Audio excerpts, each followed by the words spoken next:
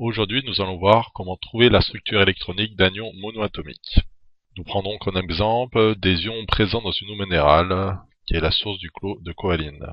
Alors, parmi tous ces ions que vous pouvez voir dans le tableau, un seul type nous intéresse, c'est ceux qui contiennent un seul élément chimique, et qu'on va donc appeler ions monoatomiques.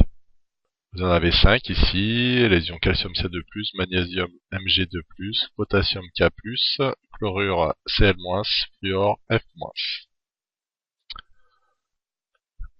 Alors qu'est-ce qu'un ion? Un petit rappel de troisième, les ions sont des entités chimiques électriquement chargées.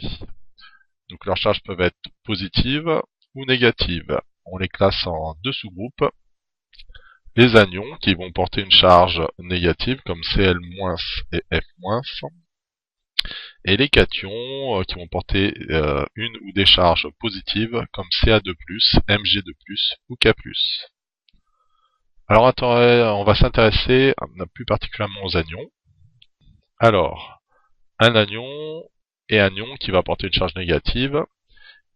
Comment la charge négative va apparaître? Eh bien, elle va apparaître quand l'atome va gagner un ou plusieurs électrons. En effet, les électrons portent une charge électrique négative, donc le gain d'une charge électrique négative fera que l'ensemble aura une charge négative.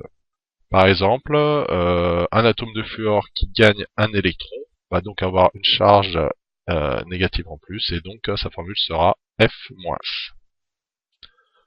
Alors les cations. Donc un cation est un ion de charge positive formé lorsque l'atome va perdre un ou des électrons.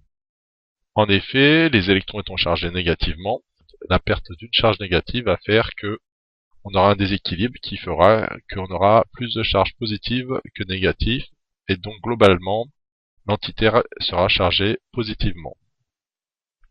Par exemple, si on prend un atome de calcium, et si cet atome perd 2 électrons, on aura donc un ion Ca2+. Alors regardons un petit retour sur l'étiquette de cette source. On y voit donc des ions Mg2+, des cations. Donc par application de ce qu'on a dit précédemment, ce cation s'est formé lorsque l'atome de magnésium a perdu 2 électrons. Donc cet atome de magnésium avait une structure de type K2L8M2.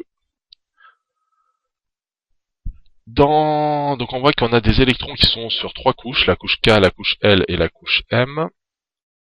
Dans ce cas, on va passer de l'atome à la structure de l'ion en enlevant les 2 électrons sur la dernière couche occupée, qu'on appelle la couche externe, qui est ici la couche M. On aura donc une structure électronique de type K2L8. Retour à l'étiquette, occupons de l'anion qui est l'anion F-, l'ion fluorure. Donc cet anion se forme lorsque l'atome gagne un électron. On a donc au départ un atome de fluor qui a une structure électronique de type K2L7. L'électron supplémentaire va venir là aussi se loger dans la couche externe, ici la couche L. On a donc au final une structure électronique de type K2L8.